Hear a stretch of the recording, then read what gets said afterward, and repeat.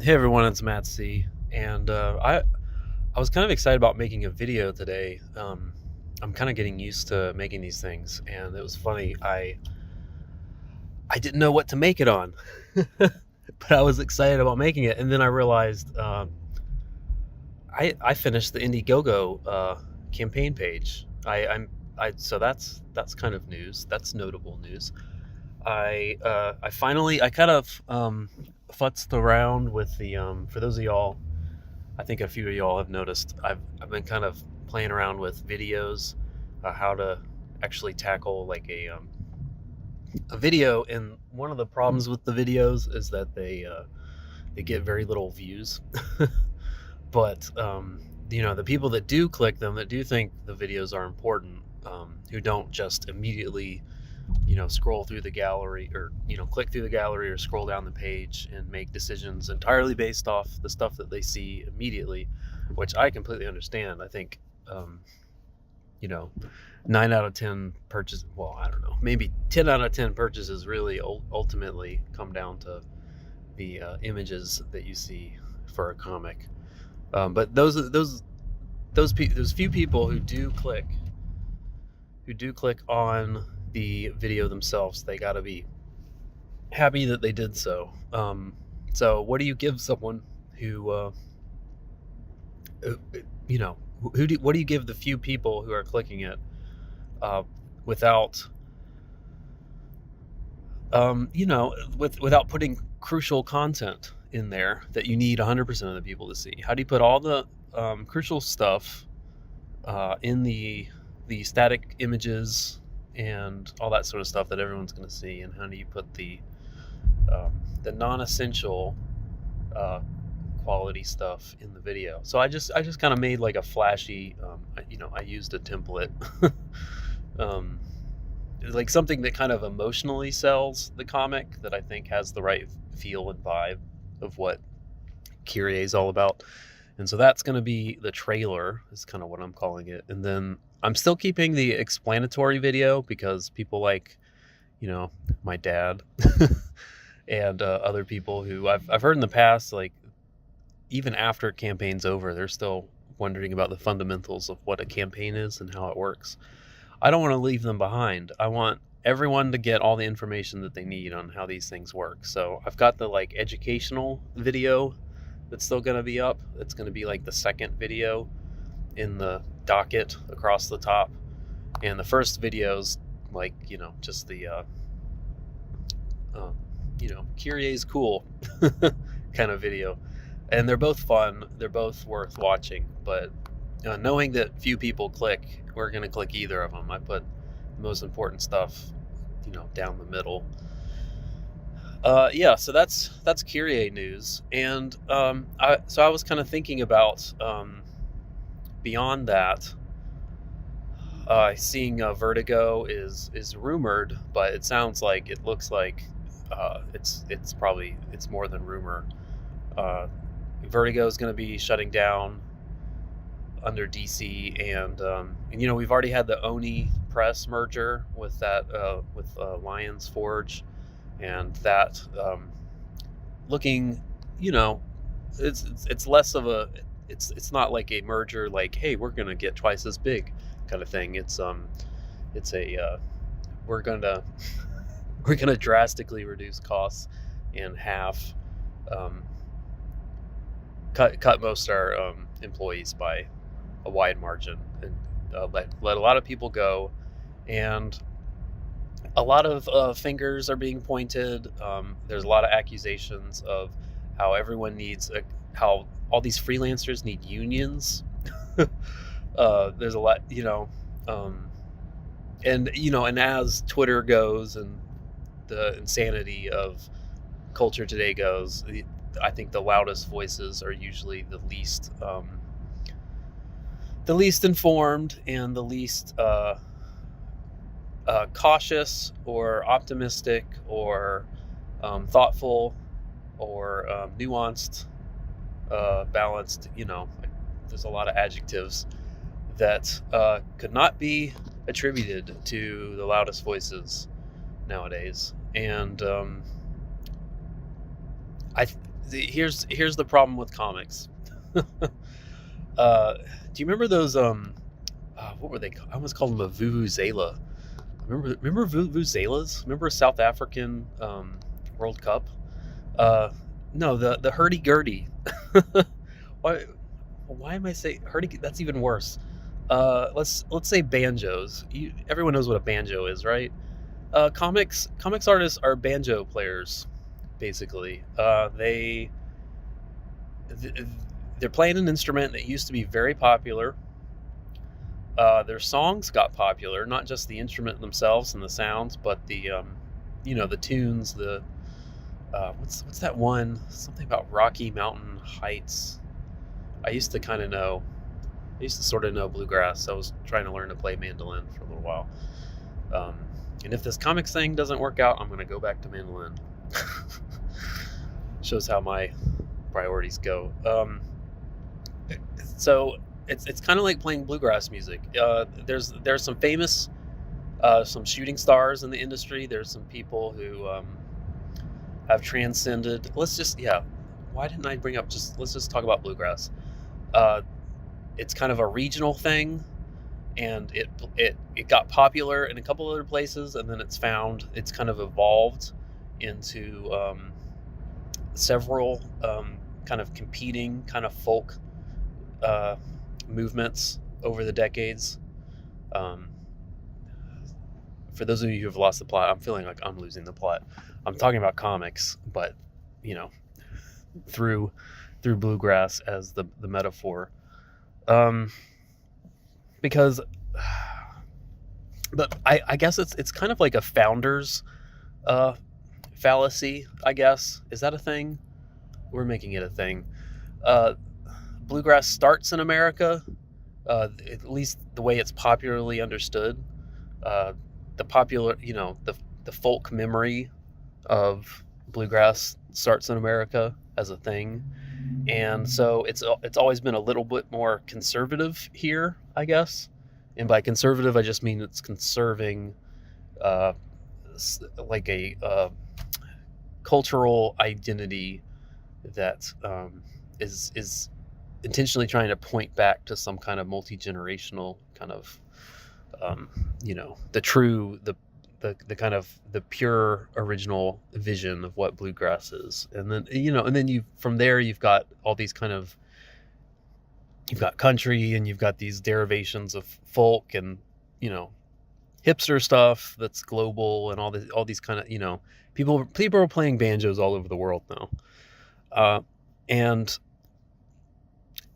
and then there's these famous people who have kind of gone above and beyond and kind of made bluegrass cool again, but also kind of updated it, I guess. And I think a lot of like Alison Krauss and folks of that sort who have I don't know, I think there's a lot of people who just buy Alison Krauss, which I can I get, she's incredible, but it's one of the things with celebrities in any kind of craft is they can make a genre popular, but a lot of times they end up making the genre gets wrapped up over themselves, if that kind of makes sense. Like they can bring in a lot of people, and it looks like they're bringing in people, but a lot of times the vast majority of fans of a particular celebrity within a genre aren't going to read beyond, go deeper than just the person that brought them to the thing, so what does this have to do with comics? I guess like the celebrities, I was almost going to say the writers and the artists or the celebrities, but I don't think people they don't follow an artist and writer's career so much as they follow a character's career. And so this kind of crosses over into the famous songs of bluegrass, which are very few, but there's a lot of famous songs within the comics genre. How complicated can I get this metaphor? Let's see if I can resolve it. Now this is a challenge. There's a lot. How to say it? It's something I've kind of said before in other videos. There are stories, there are characters within comics in this relatively more conservative, and again, I mean conservative as in we're sticking to the traditional kind of approach that comics was established within, which is the superhero genre. We're sticking with our Spider-Man and our Batman and all that kind of thing. There's an approach to sticking with that ends up when the number one thing that people know about comics is Superman and Spider-Man, then eventually people are going to figure out how to monetize that in a more efficient way than comics can do. And comics is a very kind of like Bluegrass, it's a very inefficient way of making art. Bluegrass is very difficult. It takes a very long time to get to know and to understand well. There's a lot of rules. There's a lot of ways to break those rules, but there's a lot of rules. And there's a reason that the famous people who, like Alison Krauss, but a lot of people who, Bella Fleck, who kind of pop up within the genre and can actually update it and translate it to modern audiences, or kind of make a fresh take. There's a reason that they're all child prodigies. It's because Bluegrass is an insanely difficult craft. You can kind of pick away at the old standards a bit, but you're never going to make an album that makes any kind of impact unless you're one of the brightest people in the music industry. It's a difficult genre, and so the same thing goes with comics. Just insofar as it's it's not as hard as Bluegrass, but it's as inefficient in a way. People don't have an ear that's naturally tuned for comics. My mother-in-law, she, no one told her you got to read, like, what do you do with these speech bubbles? Do you read them left to right, top to bottom? And maybe that is intuitive for some people, but it's not necessarily, because it's a visual medium. And why can't I put my eyes wherever I want to in the visual? Why do I have to read it like a page? Those things don't just come. You're not born with that kind of knowledge. And as comics readers are aware, there's a lot of rules that can be broken within that. How do you stick the speech bubbles and the little tails to kind of make sure that the bubble on the top right is read first. A lot of these things happen, and in dialogue, where there's bubbles overlapping bubbles, and which one do you go with that? And honestly, I still can't keep them straight, because probably every other comic I read, I have to kind of blink and take a moment to realize that I'm not reading the bubbles in the way that they were meant. And maybe it's because the rules aren't defined enough that those sort of things happen, or maybe I just don't know them well enough. But it's a messy, it's a messed up industry, because it's an antiquated, difficult genre of storytelling, or a medium of storytelling that requires a lot of extra knowledge to order to appreciate. And and if you came in because you like Spider-Man, you're gonna leave because you're gonna find that the movies are more fun, they're easier to watch, to consume, they're easier to understand and follow the narration of, the narrative of, than comics are. That's just how it is. So it sounds like I'm just kind of dunking on comics for 15 minutes, but the way you revive an industry that is clearly in free fall is you got to figure out, if only we had our Alison Krauses out there, you got to figure out how to actually reconnect with a modern day audience, with current year audiences. And the way you're going to do that is not, I don't think it's superhero stuff. It's always going to be there's alternative means of getting superhero stories out there right now, and they're all easier and more popularly. People are more happy with them than they are with comics right now. So um, it's an uphill battle to try to save superhero comics.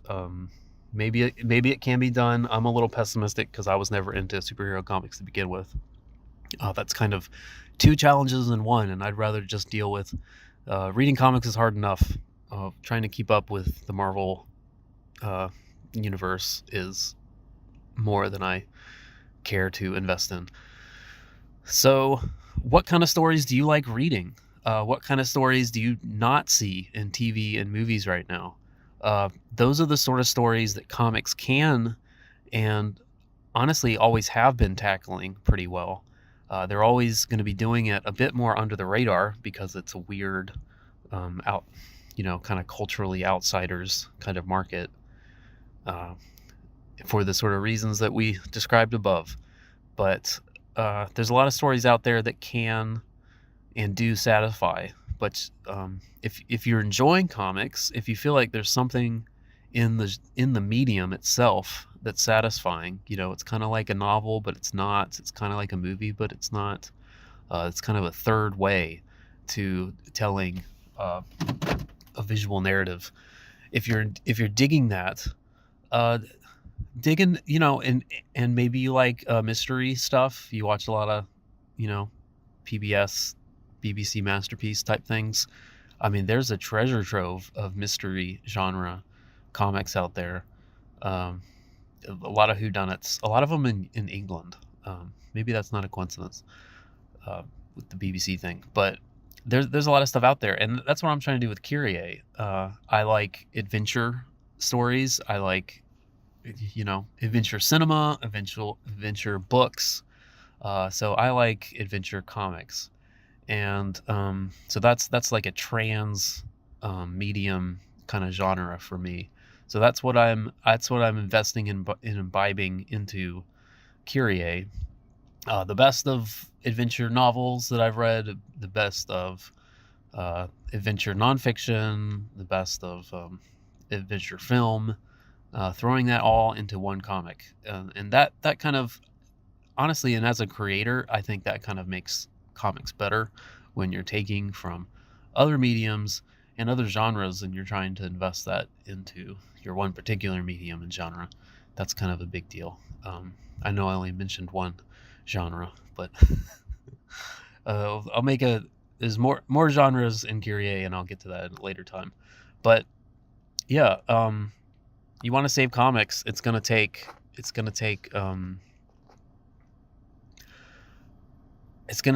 thinking outside the box. It's gonna take some Bellaflex to stand up, and there have been some. Just go look at crowdfunding right now. It's doing all right. The industry's not big enough for there to be 100 of these superstars, but there's enough to keep things going. So anyway, that's my thought for the day, and let me know what your thoughts are, and I'll talk to you another time. Bye.